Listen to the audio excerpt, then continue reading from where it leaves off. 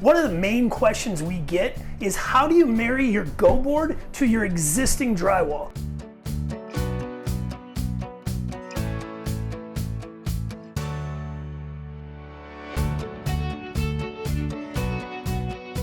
So in a case like this is a remodel bathroom. We've cut out our drywall here and now we need to marry it. Best way to do that? Real easy. You're just going to use any fiber mesh tape. Apply it. This one's actually the self-adhesive. Skim it over.